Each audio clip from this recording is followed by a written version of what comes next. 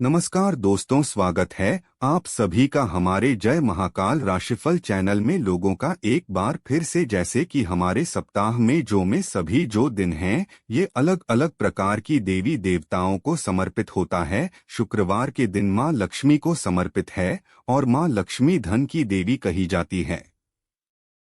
लक्ष्मी धन सुख संपत्ति ऐशो आराम तथा धन संपदा की देवी कही जाती हैं। टुबरों को ध्यान से देखना। आज मैं आप लोगों को शुक्रवार के किए जाने वाले उपाय बताऊंगा। इससे पहले कुछ जानकारी बता दूं। हमारे धर्म शास्त्र कहते हैं कि माता लक्ष्मी प्रत्येक मनुष्य के द्वार में 7 बार आती हैं, लेकिन कई ग्रंथों में ऐसे के प्रति शुक्रवार को माता लक्ष्मी हर मनुष्य के द्वार में आती है। अगर आपने अगर अपने घर के मुख्य द्वार पर अगर मिट्टी के बने सुराही में पानी भर कर के रखा है या फिर घर के मुख्य द्वार पर दीपक जलाकर के रखें, तो ऐसे घर में माँ लक्ष्मी प्रवेश कर जाती है। ऐसे घर में धन की वृद्धि होती। धर्मशास्त्र भी कहते हैं माता लक्ष्मी शाम 5 से 7 बजे के बीच में लेकर के जो 10-11 बजे की बीच है, इन्हीं के आसपास में माता लक्ष्मी हमारे घर में प्रवेश कर दे, तो हमें इस बात का विशेष ध्यान रखना चाहिए कि हमें अपने घर के मुख्य द्वार पर कभी भी जूते चप्पल नहीं रखना चाहिए, झाड़ू नहीं रखना चाहिए। अगर कोई व्यक्ति अपने घर के मुख्य द्वार पर रसायन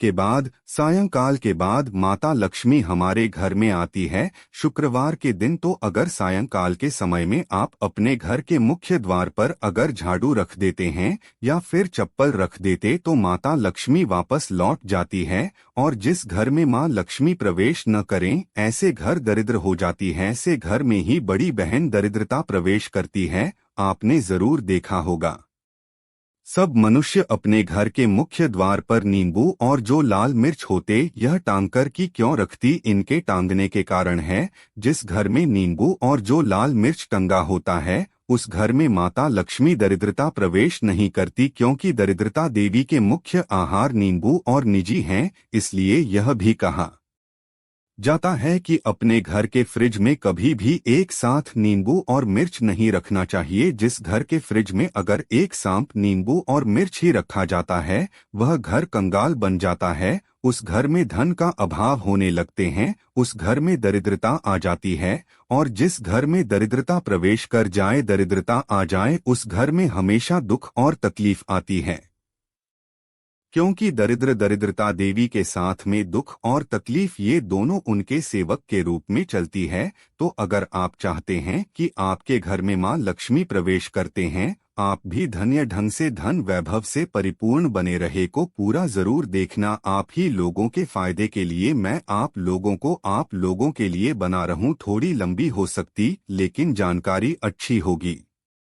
देखिए, जो जानकारी होते हमेशा यूजफुल होता है, अभी नहीं तो बाद में चल कर के कम जरूर बनने वाले जानकारी बताने वाले। अभी तक को लाइक नहीं की तो को लेकर चैनल को सब्सक्राइब कर लेना। शुक्रवार की रात को अष्ट लक्ष्मी के पूजन जरूर करना चाहिए, उनके समक्ष अगरबत्ती जलाना चाहिए, गुलाब के फूल अर्पित करना चाहिए। अगर आप अपने जीवन काल में केवल 7 शुक्रवार तक अध्ययन से शून्य अगर केवल 7 शुक्रवार तक गुलाब के पुष्प माता लक्ष्मी को इत्र लगाकर के अर्पित कर देते हैं, तो अष्ट लक्ष्मी आपसे प्रसन्न।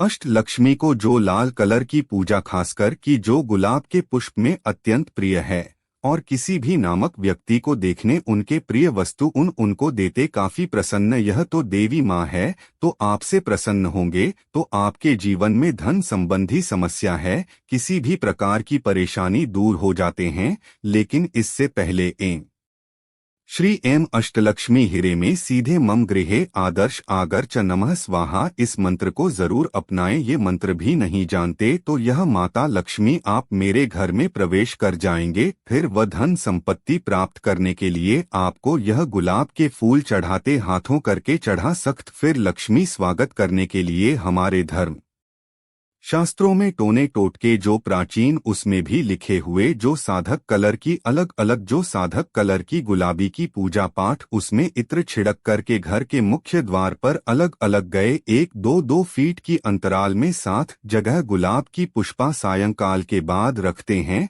तो उस घर में माँ लक्ष्मी घर में प्रवेश कर जाते हैं। इनके खुशबू से माता लक्ष्मी खींचे चले आते हैं। शुक्रवार के दिन कुछ कार्य जिसे करने पहुंचे, जैसे कि इस दिन खतरा नहीं खाना चाहिए। अगर खट्टा खाते तो आपके जीवन में परेशानी आती है किसी भी प्रकार की, क्योंकि जो शुक्रवार के दिन माता संतोषी का होता है, इसलिए दिन खट्टे खाने से परहेज करना चाहिए। जो लोग माता संतोषी को मानते में नहीं मानते तो खास, लेकिन इस दिन धर्मशास्त्र कहते मीठा खाने का। अगर इस दिन मीठा खाते तो आपको लाभ मिलते, अच्छे परिणाम मिलते ही था खाना चाहिए। किसी भी प्रकार से शरीर में अगर गंदगी बिल्कुल मत रखना। शुक्रवार के दिन से आकस्मिक दुर्घटना होने का खतरा रहता है। पिशाच निशाचरों की कम जो करते हैं, आप उसे दूध मांस मदिरा खाते पी सादर निशाचरों की कमी कहे गए हैं।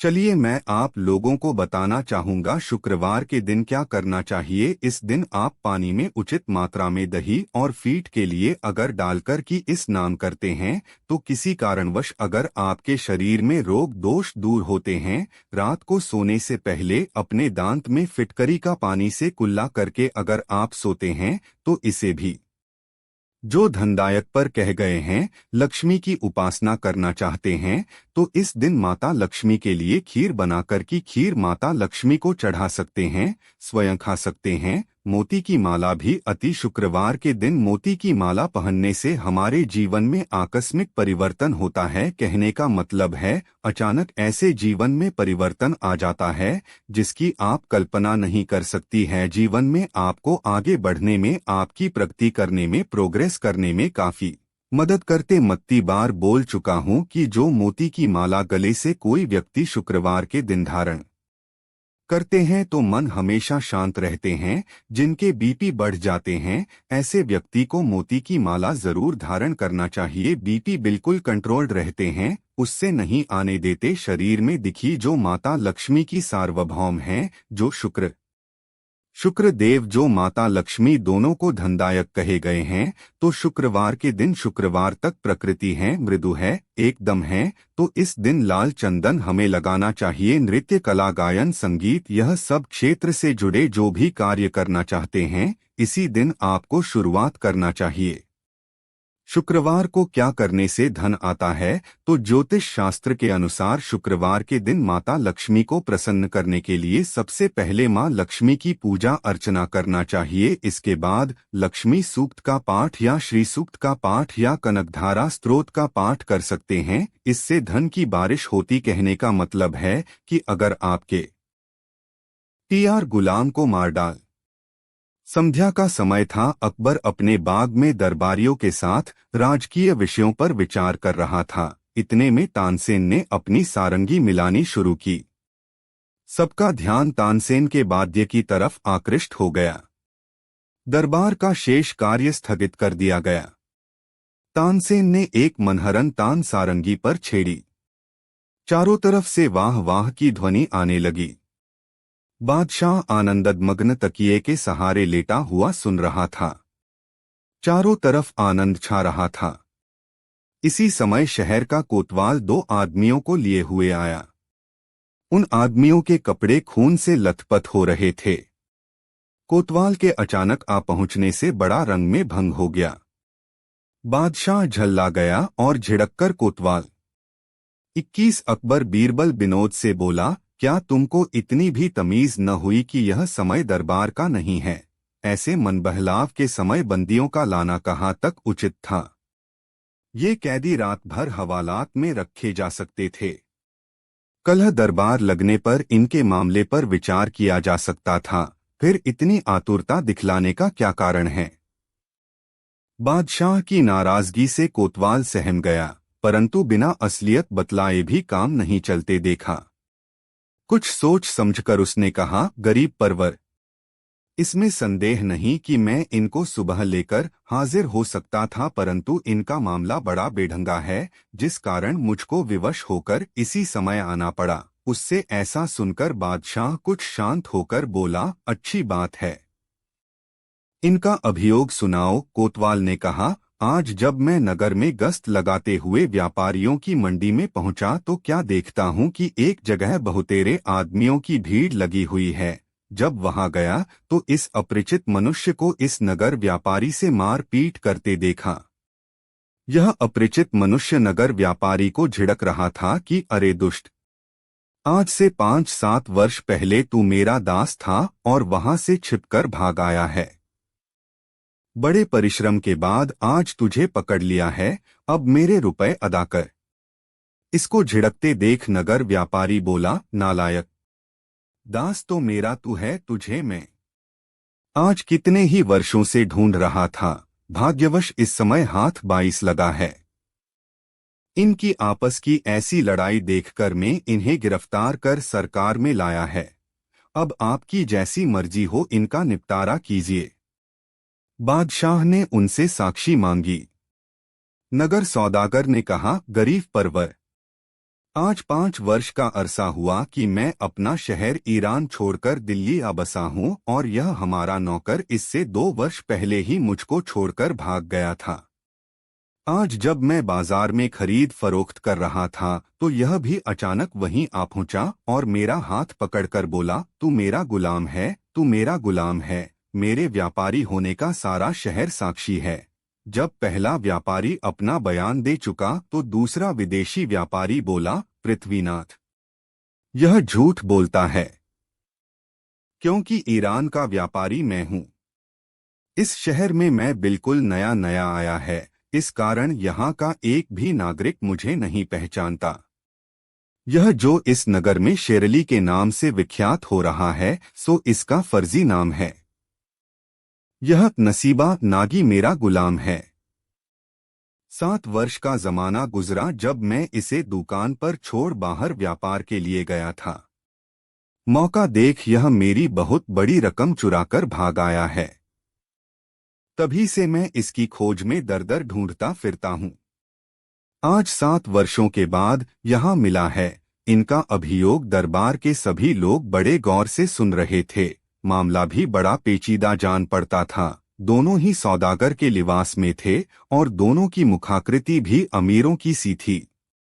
जब यह मामला चल रहा था इसी बीच एक सरदार साहब भी आ पहुंचे और नगर व्यापारी शेरली को कैदी की सूरत में देखकर बोले, शेरली, यह तुम्हारी क्या हालत है, तुम कैदी की सूरत में क्यों दिखाई पड़ रहे हो। शेरली को इस सरदार के आने से बड़ी तसल्ली हुई और बोला, सरदार साहब, आप भी जानते हैं कि मैं कितने वर्षों से इस नगर में व्यापार कर रहा हूं और यहाँ का बच्चा बच्चा मुझे पहचानता है। समय के फेर से व दैव की अकृपा से आज मैं अपने ही दास द्वारा अभिशापित किया जा रहा हूँ। सरदार बादशाह को चिताकर बोला, गरीब परवर, यह शेरली आजकल का व्यापारी नहीं है, बल्कि लड़ाई के समय में इसने कई बार सरकार को रुपए की मदद देकर राजभक्ति प्रकट की है। शेरली की तरफ इशारा करके, शरली, यह तुम्हारी ही उदारता का कारण था कि मैंने गुजरात ऐसे सामर्थ्यशाली अधिपति पर विजय प्राप्त की थी। तुम्हारी वह मदद हमारी नहीं बल्कि बादशाह की मदद थी। सरकार की तरफ से तुमको अभी तक उसका कोई पुरस्कार नहीं मिला है। सरदार की इस सारगर्भित साक्षी से बादशाह खुश हो गया और बोला, शेरली को उस उपकार का बदला चुकाया जाएगा। बादशाह ने ईरान के सौदागर की तरफ इशारा करके कहा, क्यों भाई, तुमको भी किसी की साक्षी दिलानी है? यदि 24 है तो उसे सामने लाबो। सरदार की साक्षी से तो नगर व्यापारी का शेरली होना साबित होता है। ईरान का व्यापारी बोला, गरीब परवर, मैं इस स्थान में पहले पहल आया हूँ, यहाँ की भाषा तक नहीं समझता और न यहाँ पर मेरा कोई परिचित ही है। अभी मेरा सामान भी बाहर ही पड़ा हुआ है, उसको यहाँ लाने में अभी कई दिन व्यतीत हो जाएंगे, फिर मैं किसकी साक्षी दूं? हाँ, इतना जरूर है कि मैं दूर देशों से सुनता आ रहा हूँ कि आपके दरबार में बड़ा सच्चा न्याय होता है, इसलिए कृपया हमारा उचित न्याय करा दीजिए। दोनों फरीकैनों की बातें सुनकर एक सभासद ने बादशाह से अर्ज किया, पृथ्वीनाथ, यह मामला बड़ा ही बेढंगा दिख पड़ता है। इसका फैसला कवि गंग से कराया जाए। वे ऐसे मामलातों को महज खिलवाड़ मात्र समझा करते हैं। बेचारा कवि गंग बड़ा घबराया और झट बोल उठा, हजूर, बीरबल के रहते इसका न्याय करने की दूसरे की आवश्यकता नहीं है, अतएव इसका न्याय बीरबल से ही कराया जाए। वे इससे कभी इनकार नहीं कर सकते। बादशाह तो पहले ही से समझ रहा था। उसने बीरबल को आज्ञा दी, इस मामले को अच्छी तरह जांचकर न्याय करो। बीरबल ने भी सहर्ष स्वीकार किया। बीरबल की कार्रवाई शुरू हुई। वह दोनों व्यापारियों को पास बुलाकर उनसे बहुत प्रकार की पूछताछ की, परंतु फिर भी कुछ मतलब की बात हासिल न हुई। तब उसने एक नई सूझ निकाली। बीरबल उन दोनों सौदागरों को एक जगह खड़ा कराकर एक जल्लाद को नंगी तलवार लिए हुए बुलवाया। जब वह आकर हाजिर हुआ तो बीरबल उससे बोला, क्या देखता है, गुलाम को अभी मार डाल। बीरबल के मुख से इतना शब्द निकलते ही जल्लाद तलवार लेकर झपटा। उसका झपटना था कि नगर व्यापारी यानी नकली शेरली अलग हट गया। बीरबल उसकी ऐसी हरकत देखकर तुरंत ताड़ गया कि असल में यही गुलाम है। उसने उसकी कलाई पकड़ ली। नकली शेरली ने भी अपना गुलाम होना स्वीकार कर लिया और वह तुरंत कैद कर लिया गया। अनंतर दरबारियों के पूछने पर उसने कहा, असल में मैं ही अपने इस ईरानी मालिक असली शेरली का गुलाम था। मेरी आदत धीरे धीरे बिगड़ने लगी। मैं हमेशा इसे हटाने को ताक में था। जब मेरा मालिक मुझे दुकान पर अकेला छोड़कर बाहर चला गया तो मेरी नीयत बिगड़ी और उसका बहुत सा माल लेकर वहां से भाग निकला। घूमते फिरते यहाँ पहुंचा और उस चोरी के रुपयों से व्यापार करने लगा। चूंकि इस काम को मैंने अपने मालिक के यहाँ ही सीख लिया था, इस कारण व्यापार चलाने में मुझे कोई दिक्कत न पड़ी और मेरा काम धड़ल्ले से चलने लगा। अब मैं असली शेरली के नाम से विख्यात हो गया हूँ। इतनी